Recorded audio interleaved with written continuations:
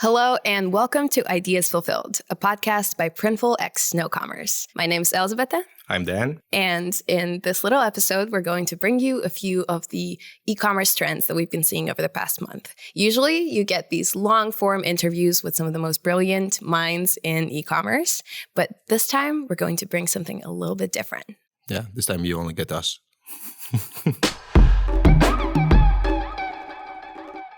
So they just launched TikTok shops in the US. Currently, they're doing around 4 million in sales per day, and the goal is to get to 10 million per day. Per day? Per day, yeah, by the end of the year. So let's see. High hopes. Yeah, what's your experience with TikTok? I assume you have the app on the phone? Well, definitely. I feel like we're both young enough too. I feel like this launch, like the US launch, has been coming for such a long time. They've had UK for a while. And when it first launched, it was this exciting moment where a lot of sellers were like, okay, this is going to be the time when we can finally reach like a bigger audience through a built-in e-commerce thing on TikTok. And the US launch took so long that it felt like even more anticipation was built, right? And now that's finally out, I've seen so much data and so much excitement online by sellers. I've seen TikTok Shop do super well for someone like Barstool, for example. Like they make content constantly about all of the merch that they make on TikTok Shop. And I feel like this combination of amazing content made by brands and this great like e-commerce platform working together is going to bring so many sales. Barstool is a beast, right? They have tons of teams. They have hundreds of people working on it.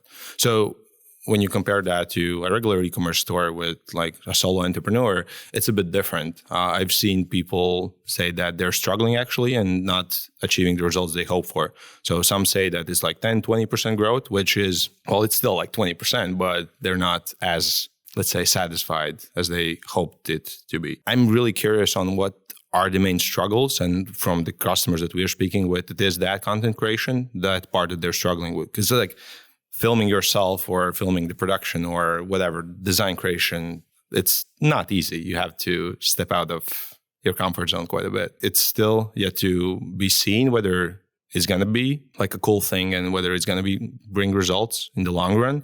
I know that they're coming out with a lot of things for e-commerce or with TikTok in general. I just saw that they're going to do, how do you call them, out-of-phone TikToks.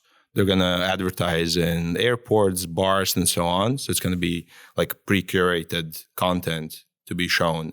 I know that they have their own fulfillment facilities in the UK, so getting into logistics. So there's a lot of things happening. Still curious to see how this is going to get like actually adopted by smaller brands, not just Barstool. Yeah, that's a fair point because like we get to see these success stories. Something that I've seen a lot is a few very small brands blowing up by using like the TikTok Shop hashtag. Yeah. Like they barely got any orders before, but then now through TikTok Shop, like suddenly it's hundreds of orders a day and they're so excited. And I've seen it also become almost an issue for some where these tiny brands who do everything in-house and like they package all their orders and stuff like that, like suddenly through TikTok Shop, they get hundreds of orders and it's just backlog and they can't get through it.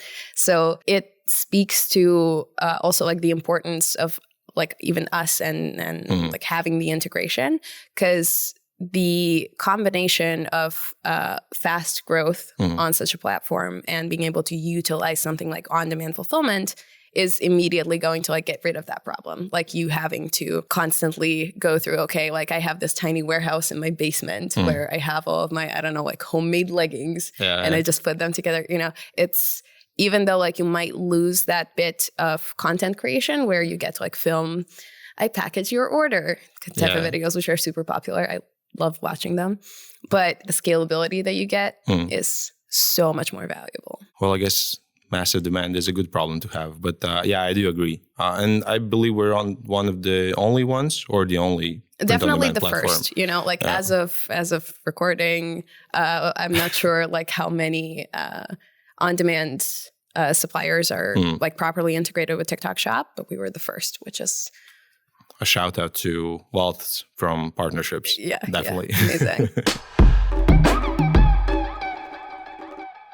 And TikTok is such an interesting ecosystem in that way that they're trying to become like almost the next Google and YouTube and everything. Like it's almost a platform where smaller businesses can create a niche of their own and actually like find a space where they can advertise to people. Yeah. You know, like someone who I feel like is really useful to watch with something like this is someone like Mr. Beast, right? Because he like conquered YouTube. Check, that's done. And now it's something like Feastables. He's moving on to retail and trying to compete with brands like Nestle, right, for shelving space. Yeah. It's been such an undisrupted ecosystem in a way for a very long time. And it's almost like comparable because on TikTok, people get to find their own little shelf to display their products and be like, hey, this is my brand in like a similar way. Love the segue. A very interesting thing that I've seen him do recently is his like spin the wheel promotions. Yeah. Do you see that, right? Like it echoes the expected but still functional ideas of gamification in e-commerce, and yet it's done in this like unique and cool way. Yeah. I feel like people don't consider gamification enough as like a very useful tactic. Like that we very recently did a video on this where we talked about the psychological ideas behind why gamification works, why you feel like you're being given this opportunity and you've won and you've earned something when you like spin a wheel and you get a coupon. Do you feel like especially for like smaller brands, it's still useful to implement? I would say so. Like even spin to wheel. I've been working with Printful for 3 years and I saw spin to wheel really trend like 2 years ago. And then people were saying, yeah, it's going to die out. The conversion rates are going to drop because people mostly use it for gathering emails, right? So they said, yeah, it's going to die out. And now you see Mr. Beast using spin to wheel. So it's like, it really depends on how you actually adopt it for your own brand. Because you can use it for gathering emails. You can use gamification for making people shop around. I know that ASOS, for example, does a lot of these like secret discounts where they only reveal it once you actually have all the items in the cart.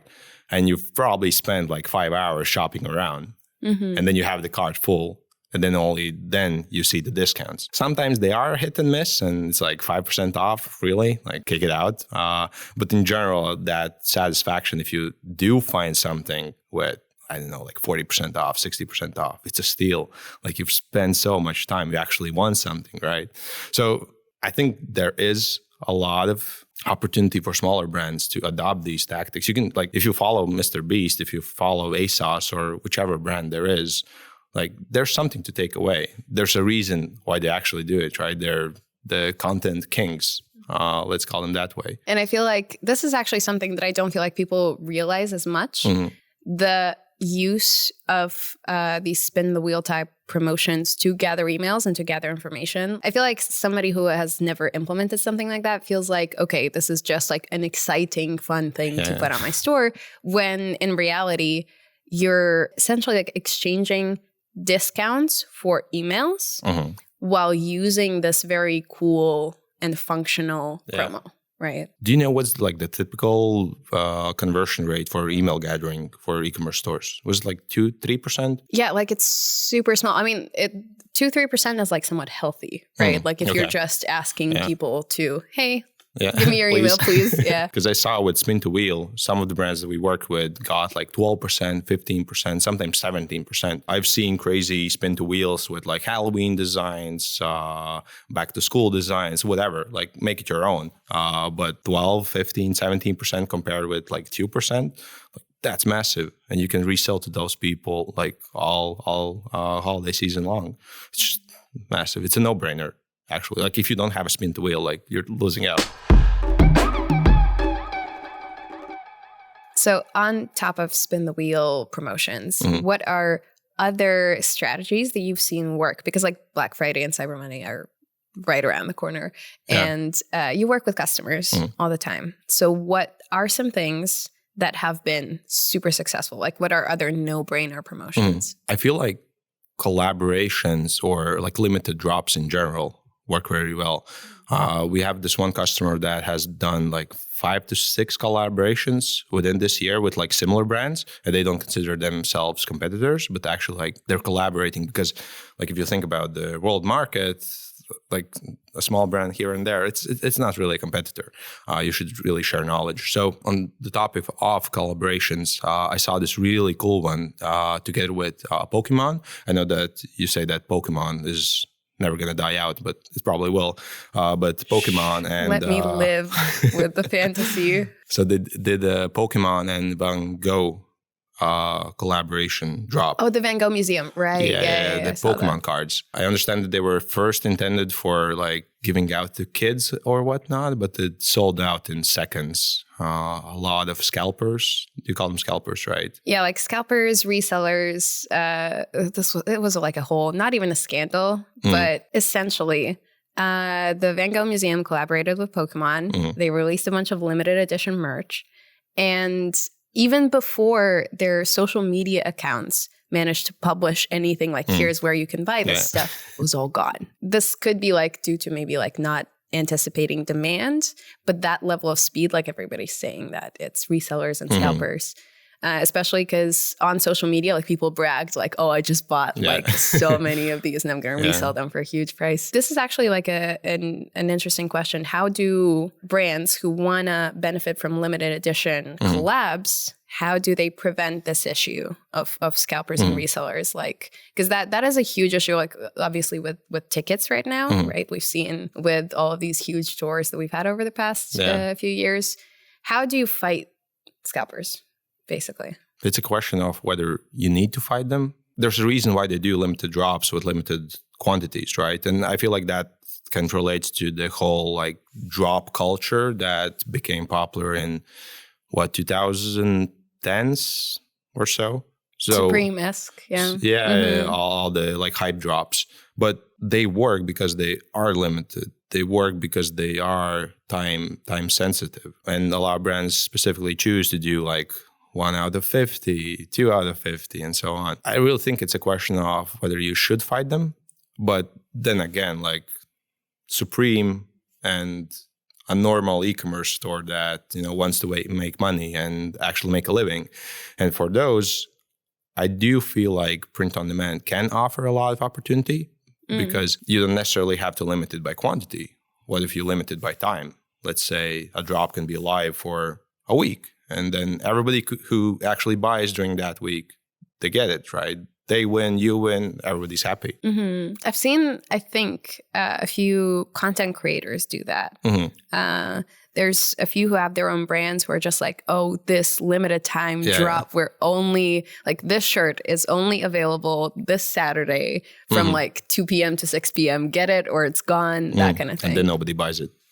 I mean, like, you never know. Like, I wish I could see their balance sheets, right? I wish I could like dig into that, but they keep doing it, so it must work. We've worked with like a lot of brands, a lot of store owners over the years, and I've seen content creators with 1 million followers on Instagram sell 3 shirts, and I've seen e-commerce stores sell like 800 shirts off a design that they first thought, like, I shouldn't launch this, and they did, and it was the absolute bestseller that year and for the years to come. What print on demand allows you to do is that like flexibility. You don't have to worry about like demand.